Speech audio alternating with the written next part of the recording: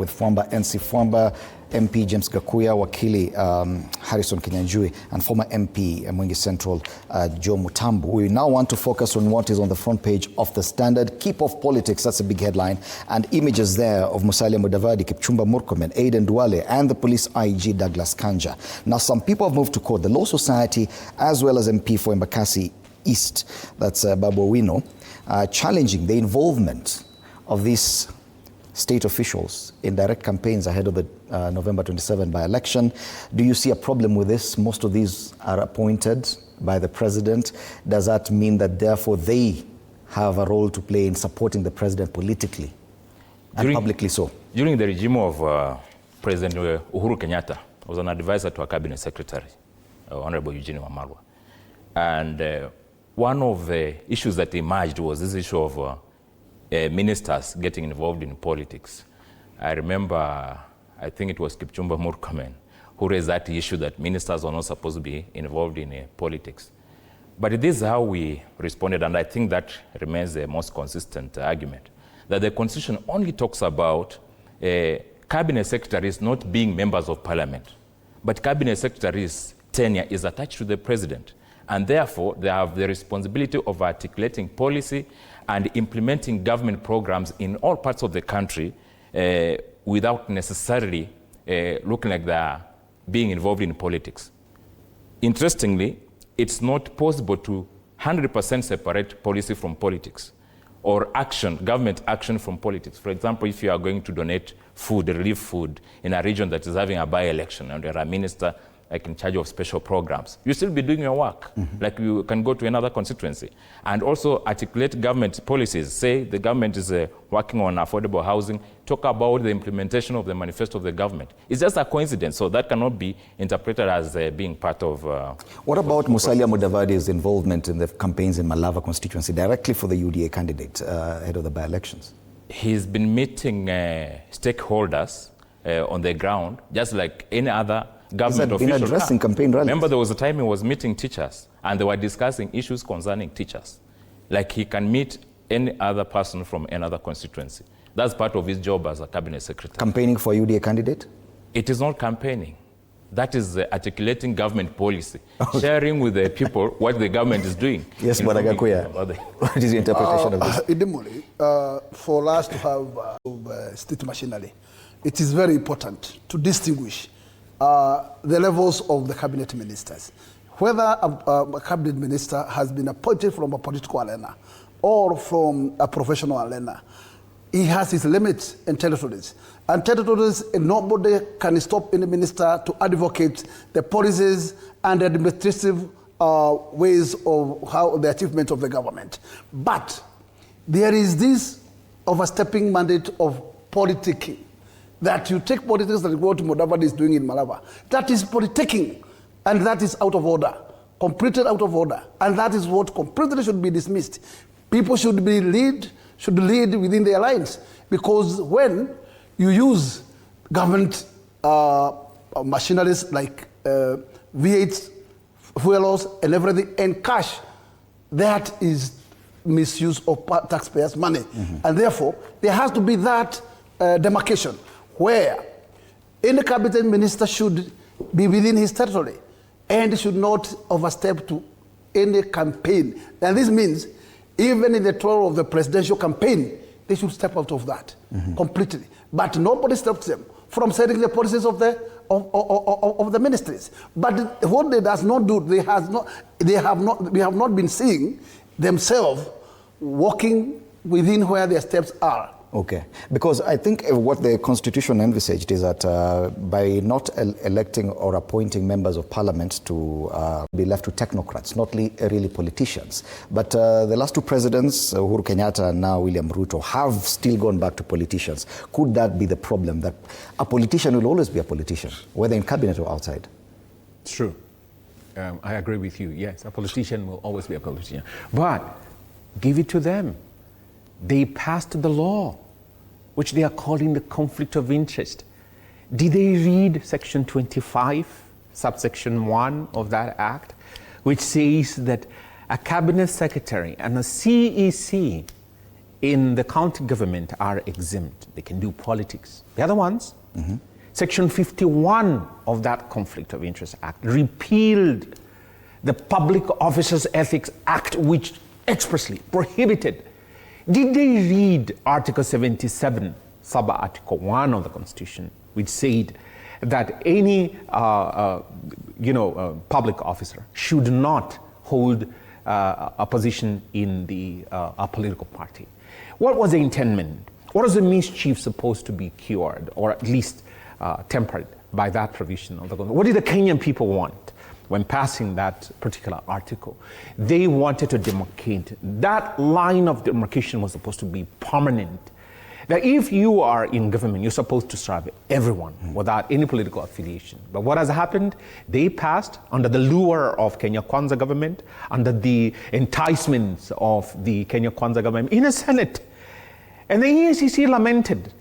So when you talk about public participation, they said, we are the directly affected people. And you look at that particular, have you looked at Section 27, for instance? It tells you are gagged for 2 good years. Allow me to ask this question. Can any other provision, whether passed by Houses of Parliament or not, supersede provisions of the Constitution? But there's no express provision that tells you that. It just tells you that you cannot be elected. You cannot be appointed as a member of the cabinet if you are in a member of a political party. I mean, that's as far as it goes. So they wanted to weave round about that. And then you see, it says in Section 25, subsection 1 of that the Conflict of Interest Act, because the Public Officers Ethics Act was repealed by this particular law. And Section 25.1 says all public officers are barred from articulating any political, affiliated policy or whatever it is, except a cabinet secretary and a CEC. Okay. So they are the ones who passed that law, and now you're hearing that. So I really would support this sort of, position. And there is a petition that has been filed specifically targeting that Section 25. But I think even that petition is a bit limited because it ought to target Section 27. Section 27 says that you as a public Conflict of Interest Act. The Conflict of Interest Act. I mean, this is a shoddy law. If you read it, even look at the schedule of that law, it tells you that you're a public officer and you're supposed to be giving your declaration to the EACC. You can just submit your document online without your signature. Hello? Where is accountability in that? And they passed that, and they say that you can have even, sort of documentation uploaded. So this is endorsement of illegalities that you have there. Section 27 gags you as a public officer for 2 good years. You can't say anything about your former employer. I mean, those are absurd provisions that you wonder. They had a perfectly good law in the Public Officers Ethics Act, and it had codes that, if you contravened, then of course the EACC would come for you. And that was supposed to be reining in this sort of conduct that they are lamenting. But having said that, Section 25 still bars the IG, for instance, the Prime Cabinet Secretary, for instance, from doing politics. So they're in the class of that public or state officer that is expressly barred, come what may. But as we speak, let me rehash this again for the disappointment of the Kenyan people. They were let down by the Parliament, both the Senate and the National Assembly, in the passage of the Conflict of Interest Act. Have a look at it. Section 25 is as rotten as can be because it's allowing ACCs.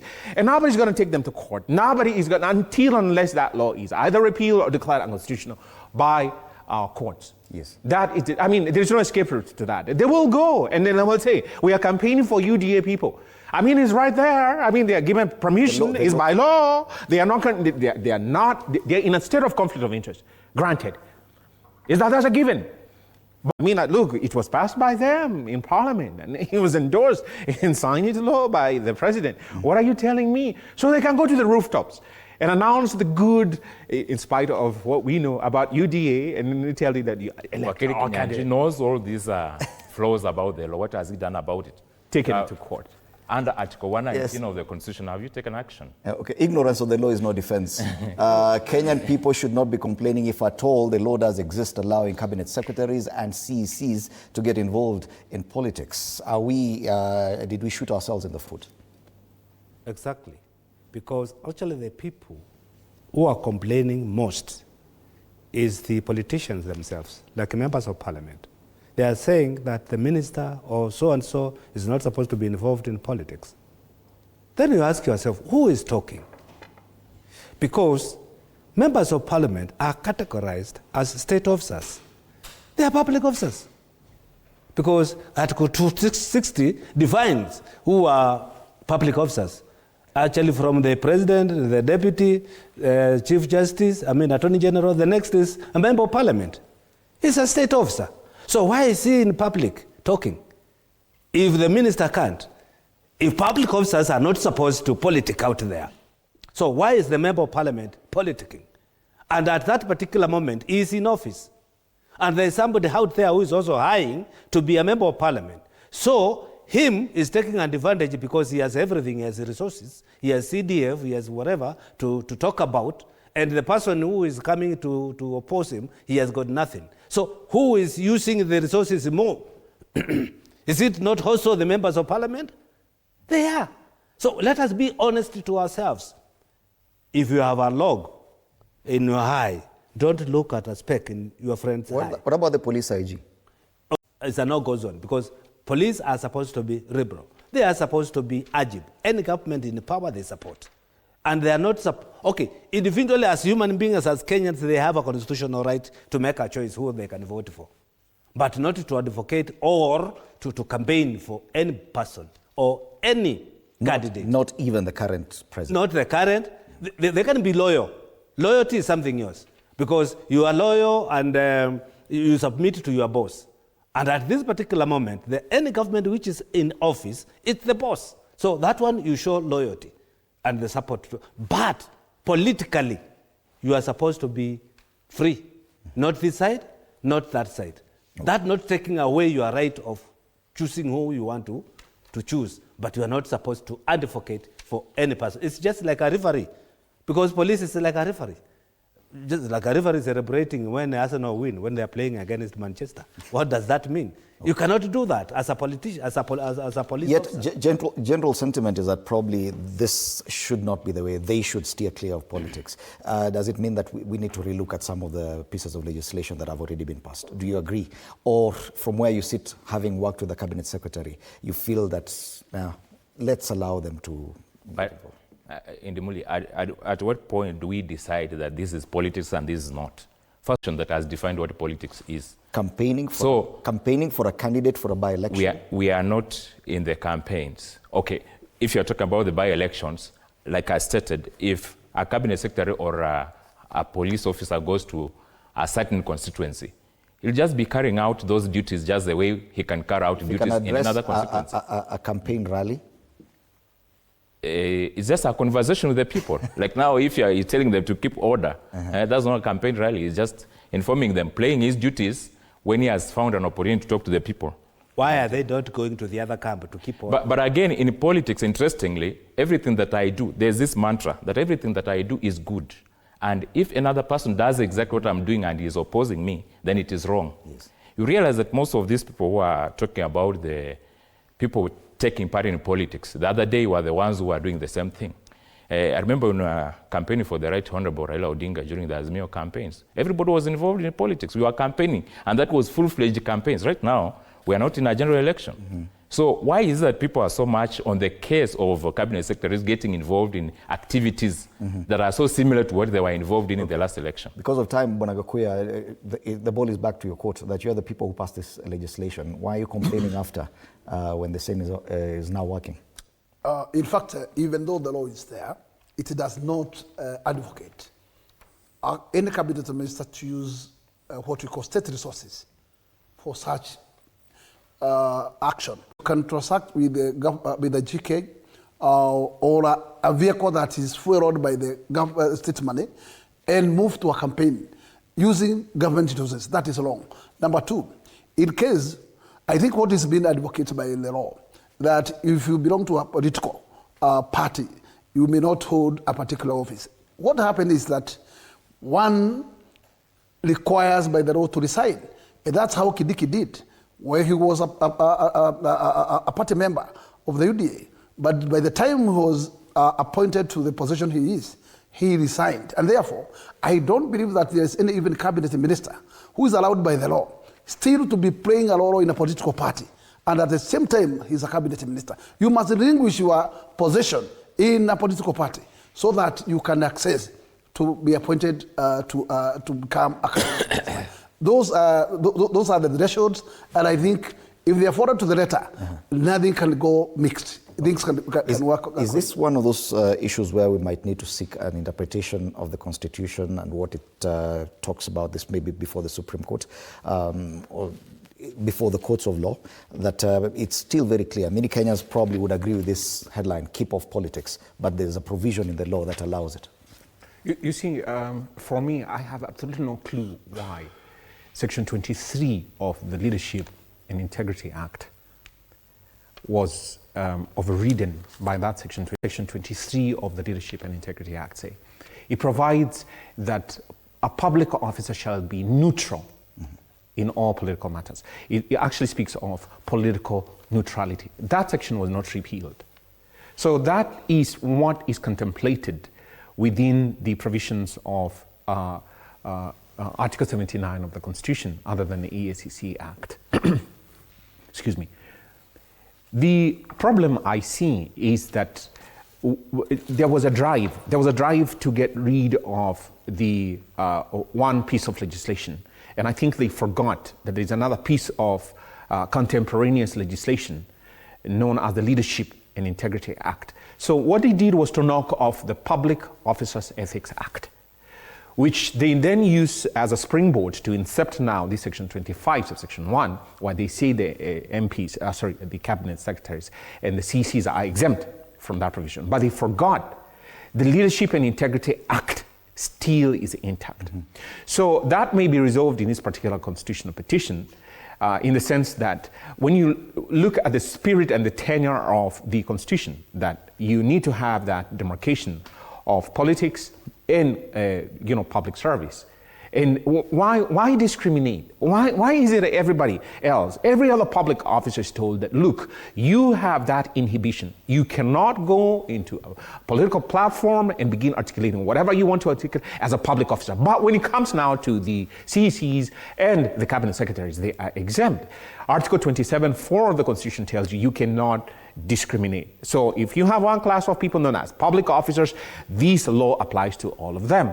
So in my humble view, still we have a right as a Kenyan people to say there's a law known as Section 23 of the Leadership and Integrity Act that demands you, the IG, you, the CEC, Honorable Kipchumba, to be neutral in your dispensation of whatever it is in your portfolio that you are then administering to the Kenyan people. And you're using taxpayers. And these taxpayers do not come from your UDA. They are from all political spectrums, including they who are not even affiliated to any political party. And therefore, because of that, you're supposed to be neutral and then deliver. But I see this, as I close, I see this invocation of Section 25, subsection 1, of the Conflict of Interest Act by the UDA-affiliated CEC or the Kenya Kwanza government as a desperate means, because now they can see the Kenyan people don't want to hear your policies. And so they're coming to say that,